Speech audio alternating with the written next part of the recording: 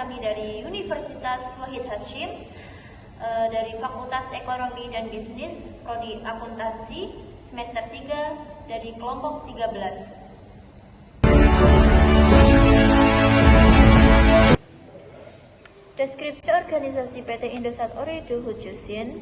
PT Indosat ini bergerak pada bidang telekomunikasi dan layanan digital dengan fokus utama pada penyediaan layanan komunikasi dan layanan internet bagi masyarakat, korporasi, dan institusi di Indonesia. Secara lebih rinci, bidang usaha Indosat Ooredoo Hujusin ini meliputi layanan seluler atau mobile network melalui merek dagang IM3 dan 3, meliputi layanan panggilan suara, pesan singkat atau SMS, dan data internet. Dan juga layanan internet dan multimedia termasuk koneksi broadband, layanan streaming, dan hiburan digital. Selanjutnya ada layanan korporat dan bisnis seperti solusi jaringan, pusat data, cloud, Internet of Things atau IoT, dan komunikasi terpadu, Unified Communication. Selanjutnya ada layanan infrastruktur telekomunikasi, yaitu pembangunan dan pengelolaan jaringan BTS, fiber optik, serta kerja dengan penyediaan layanan lainnya. Selanjutnya ada layanan digital keuangan seperti aplikasi digital, dompet elektronik, dan kemitraan dengan startup teknologi. Selanjutnya ada struktur organisasi PT di Indonesia Hujusin. Ini meliputi Dewan Komisaris, selanjutnya direksi, divisi utama, dan anak perusahaan. Untuk visi misi PT Indosat Ooredoo Hujusin ini, visinya menjadi perusahaan telekomunikasi dan digital yang paling dipilih di Indonesia. Sedangkan misinya menjadi menghadirkan pengalaman digital kelas dunia, menghubungkan dan memberdayakan masyarakat Indonesia. Oke, di sini saya akan memaparkan materi yang kedua, yaitu analisis sistem pengendalian yang ada. Yang pertama itu ada pengendalian tindakan. Perusahaan menerapkan berbagai kebijakan dan prosedur operasional standar atau SOP. SOP ini mengatur aktivitas kerja karyawan, mulai dari proses penjualan, layanan pelanggan, hingga pelaporan kinerja. Selain itu, perusahaan juga menetapkan aturan disiplin kerja, jam kerja, serta mekanisme pengawasan oleh atasan langsung. Yang kedua ada pengendalian personel yang dilakukan oleh proses rekrutmen yang selektif untuk memperoleh karyawan yang kompeten dan sesuai dengan kebutuhan perusahaan tersebut.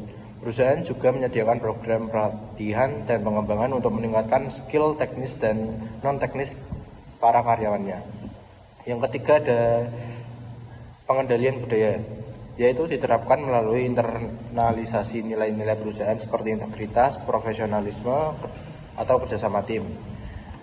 Nilai-nilai tersebut disosialisasikan melalui komunikasi internal, pelatihan, serta keteladanan pada pemimpinnya. Yang keempat ada pengendalian hasil, yaitu dilakukan melalui penetapan indikator kinerja utama atau Key Performance Indicator yang mencakup aspek keuangan dan non-keuangan. Contohnya ada KPI yang digunakan antara lain target penjualan, pertumbuhan pelanggan, tingkat zoom, atau kualitas layanan. Yang selanjutnya saya akan memaparkan tentang analisis masalah spesifik. Yang pertama ada yaitu pada pengendalian tindakan. Penerapan SOP-nya yang cukup ketat memang mampu menjaga standar kerja dan meminimalkan penyimpangan. Namun, dalam kondisi ini, potensi mengurangi kefleksibilitasan karyawan dalam menyesuaikan pelayanan dengan situasi dan kebutuhan pelanggan di lapangan. Yang kedua ada pengendalian hasil, yaitu penekanan pada pencapaian target dan KPI berisiko mendorong orientasi jangka pendek. Yang ketiga ada pada pengendalian personel.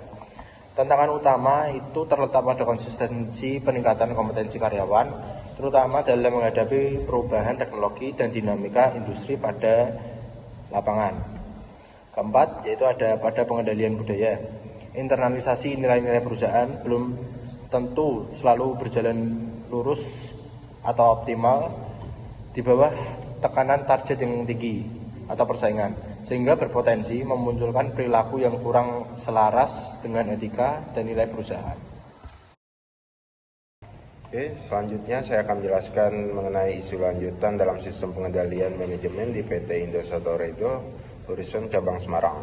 Isu pertama adalah miopia manajerial, yaitu kecenderungan manajemen dan karyawan untuk lebih berfokus pada pencapaian target kinerja jangka pendek.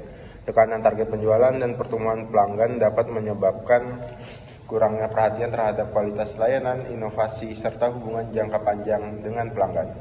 Yang kedua adalah faktor tidak terkendali dalam pengukuran kinerja seperti kondisi ekonomi, tingkat persaingan industri, telekomunikasi, perubahan preferensi langganan, serta kebijakan pemerintah. Faktor-faktor ini dapat memengaruhi hasil kinerja cabang meskipun tidak sepenuhnya berada dalam kendali manajemen. Yang ketiga berkaitan dengan tata kelola perusahaan, khususnya transparansi, akuntabilitas, kepatuhan terhadap kebijakan perusahaan pusat. Sistem pengendalian harus mampu mendukung penerapan good corporate governance agar risiko penyimpangan dapat diminimalkan. Faktor terakhir yang keempat adalah etika dalam pengendalian manajemen. Tekanan target kinerja berpotensi mendorong perilaku tidak etis jika tidak diimbangi dengan penguatan nilai dan pengawasan etika. Yang terakhir ada ketidakpastian lingkungan dan karakter perusahaan. Sebagai bagian dari organisasi multinasional menuntut sistem pengendalian yang fleksibel dan adaptif agar mampu merespon perubahan teknologi dan regulasi tanpa mengabaikan konsistensi kebijakan perusahaan. Saya akan menjelaskan terkait usulan perbaikan atau desain SPM yang baru. Perbaikan sistem pengendalian manajemen di PT Indosat Ooredoo Cabang Semarang dengan menekankan keseimbangan antara target jangka pendek dan tujuan jangka panjang. Perbaikan dilakukan dengan menyempurnakan KPI agar tidak hanya berfokus pada aspek kuantitatif seperti penjualan, tetapi juga memasukkan indikator non-keuangan seperti layanan, kepuasan pelanggan, kepatuhan terhadap standar operasional, dan etika perusahaan. Selain itu, sistem pengendalian manajemen yang baru perlu memperkuat pengendalian operasional dan budaya organisasi melalui pelatihan, pengembangan karyawan, serta penanaman nilai integritas, profesionalisme, dan kolaborasi. Dengan dukungan sistem informasi manajemen yang terintegritas, diharapkan sistem pengendalian menjadi lebih efektif, transparan, responsif, dan mampu mendorong kinerja yang berkelanjutan serta mengurangi resiko miopia manajerial. Sebagai kesimpulannya, PT Indosat Ooredoo Horizon Cabang Semarang telah menerapkan sistem pengendalian manajemen yang meliputi pengendalian tindakan, hasil, personal, dan budaya. Sistem ini membangun perusahaan dalam mengarahkan kinerja dan aktivitas operasional. Namun masih terdapat beberapa tantangan seperti fokus berlebihan pada target jangka pendek dan pengaruh faktor eksternal. Oleh sebab itu, sistem pengendalian manajemen perlu